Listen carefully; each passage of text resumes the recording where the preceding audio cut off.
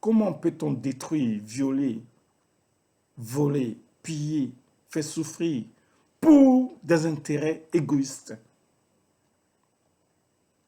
Voilà la question. Au détriment de l'homme. C'est en ce sens que l'homme doit être au centre de toutes les actions que nous posons. C'est en ce sens que l'homme doit être au cœur de toutes nos actions. C'est pourquoi j'aime beaucoup cette théorie que j'appelle la théorie de l'utilité de l'existence. Tout ce qui a été créé naturellement, je veux dire par la nature, ce que l'homme n'a pas modifié est utile. La théorie de l'utilité naturelle, de l'existence naturelle. Retenez cela. La théorie de l'utilité naturelle. Premièrement, je l'ai dit et je le répéterai, c'est cette thèse que je défends toujours dans ma philosophie, dans ma conception du monde. Le monde a été créé sur la base d'une théorie de l'utilité naturelle à laquelle on ne peut pas s'en passer et nul ne peut se soustraire à cette théorie qui est indéfendable, mais qui a sa valeur. Voici la vraie valeur de l'homme, de l'humanité. Ceux qui prônent les valeurs humaines, mais qui ne comprennent pas la vraie portée réelle de la nature, qui se réfèrent à la théorie de l'utilité naturelle, que je développe, que je défends et que je défendrai toujours. Quelle est cette théorie? Dans cette théorie, je le dis toujours, il y a quoi? La première théorie, le premier élément qui sort de cette théorie de l'utilité naturelle, c'est la conscience. La conscience que nous appelons tous conventionnellement la conscience est une grande utilité naturelle que l'homme n'a pas créée, que personne ne peut créer. Il n'y a que la loi de la nature qui lui a donné un sens. C'est pourquoi nous appelons tous conventionnellement la conscience. L'utilité de la conscience, c'est quoi? C'est d'éclairer le monde. Éclairer d'abord l'individu lui-même. C'est ce que nous dit Descartes. La conscience de soi. Avoir conscience de sa conscience. Je pense donc je suis. Je ne peux pas savoir que je ne suis pas. Si je suis, c'est que je sais que je suis. Voilà ce que nous dit Descartes. Et donc là, nous voyons l'utilité de la conscience, savoir que je suis, savoir que j'existe, est une utilité déjà de mon existence, qui est naturelle. Ça, c'est le premier point de la vie. C'est le départ de la vie.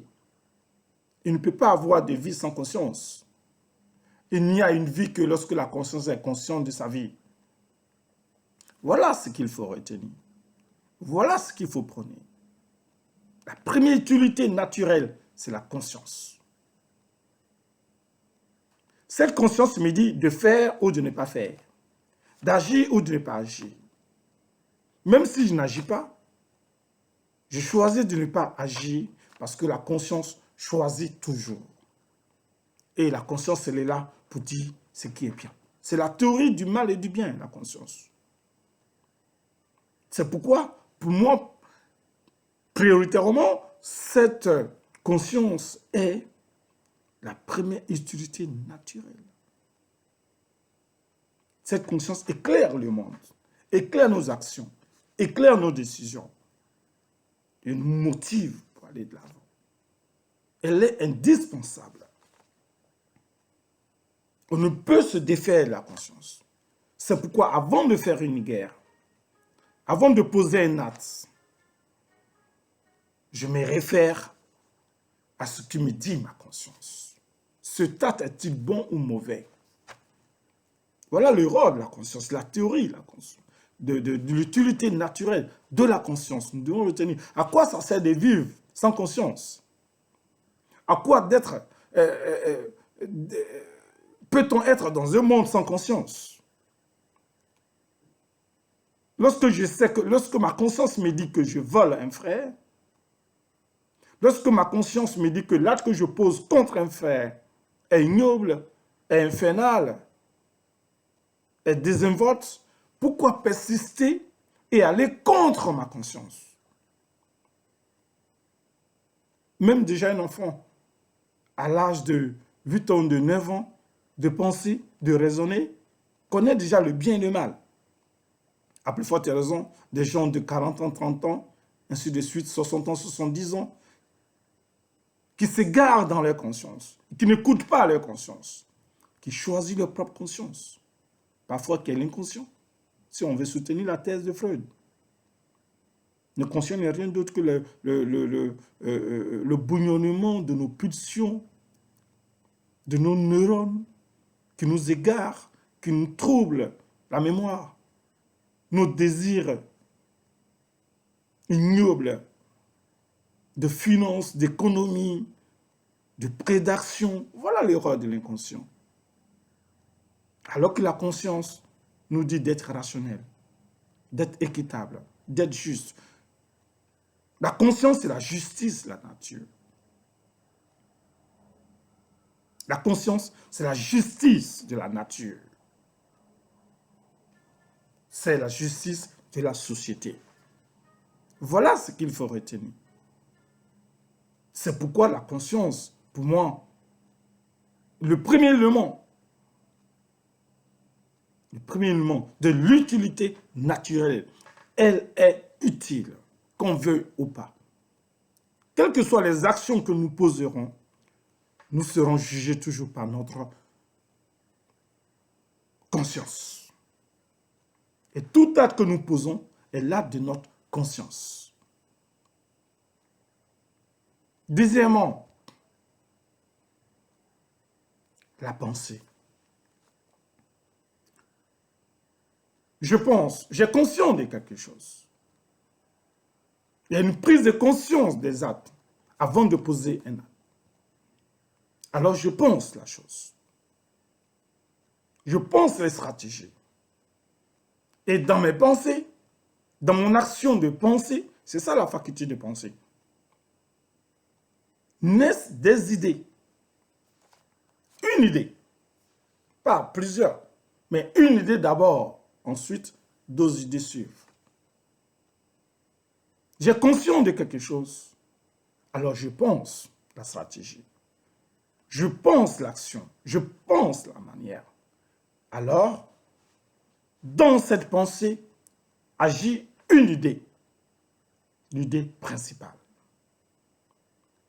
Donc la pensée qui est en nous est aussi une utilité naturelle. Il faut penser. On ne peut pas avoir seulement conscience de sa conscience sans penser. La conscience est là et me dirige vers la pensée. Et de la pensée sort une idée. Et l'idée, elle est naturelle. Elle est utile pour ce que je vais faire. Parce qu'elle rend ma pensée utile et rend l'objet qui sera matérialisé par la pensée utile. Pour qui? Pour la société. Pour moi-même d'abord et pour le reste de la société. Pour tout le monde. C'est une utilité. Comme l'idée qui naît peut être bonne comme mauvaise. Mais nous retenons toujours la bonne idée. L'idée de l'utilité. C'est un impératif. Il faut le savoir. Je ne pense pas pour penser, mais je pense pour penser. Lorsque je pense pour penser, je retiens la bonne idée de penser.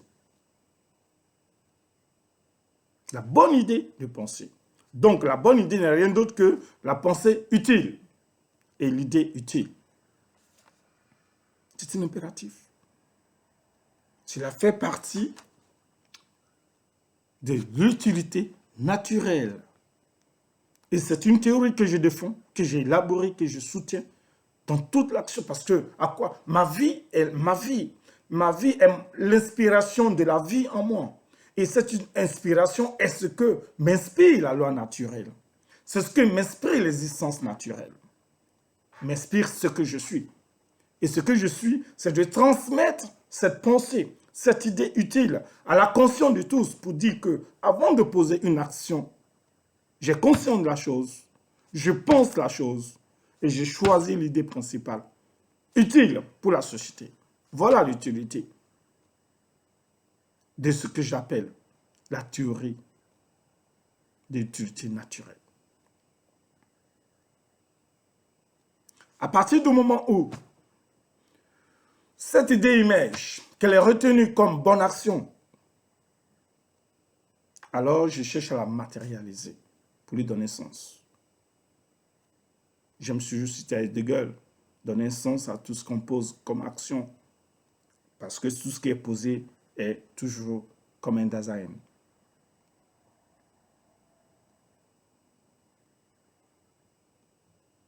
Alors, après cette idée et l'action de la pensée, je vais réfléchir. La réflexion, qui est l'œuvre de la faculté de la raison, canalise mes idées dans le bon sens. Réfléchis tous les aspects en analysant la faisabilité, la dangerosité, l'utilité de sa mission pour la société. Donc, la raison a un sens. On peut avoir une pensée, mais mal raisonnée. On peut être conscient de quelque chose, penser la chose, mais mal raisonner la chose. Donc, on n'atteint pas la finalité de l'objet recherché. Or, la finalité d'un objet utile, c'est l'aboutissement utile de l'action posée. C'est en ce sens que nous nous donnons toute sa valeur naturelle, voire humaine. Donc, la raison, c'est une des facultés de l'utilité naturelle. Imaginez-vous un homme sans raison.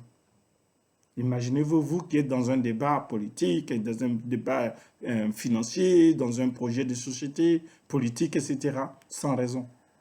Vous détruisez le monde. D'ailleurs, cette pensée, cette action consciente sera sans valeur, parce que sans raison,